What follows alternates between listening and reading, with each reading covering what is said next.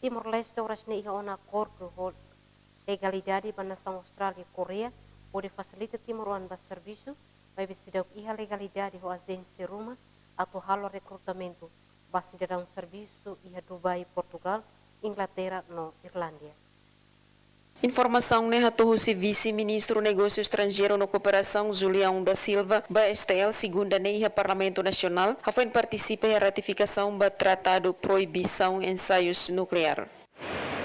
Ita em 2015 ita assinou um acordo para tratado né atau prevene pela ia teste nuclear também maka ita abu glorione antar mainnya perlu di parlamento boleh ratifica mas ratifica ou não harus notificar esta notificação do parlamento que se notifica para Áustria. Ni explica banhira governo e um acordo agência sira bele halo acordo mas be agência sira ne hetam protegido o estado rua hanesang iha Timor ho Portugal. Ni explica ba Timor wan sira enfrenta problema iha Portugal agora da Timor ni embaixada iha Portugal hamutu ko Interpol halau hela serviço no mos inteligência sira halau hela serviço ho di recolha informação tambane semana oing mais se hetan resultado. Oras ne sira la bele desloca direita mai Timor tamba agora kazona husik parte judicial husina sound ruane halau serviço makodi hatene dia caso neoinsa.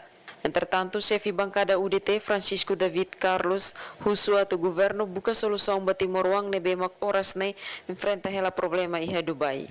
Informação na BSTL recolhe kata Polícia Científica Investigação Criminal executa mandado de detenção no busca o Ministério Público captura cidadão Indonésia na rua nebe desconfia comete caso tráfico humano ou de facilita Timor-Wan ho ilegalmente ba serviço iha Abu Dhabi.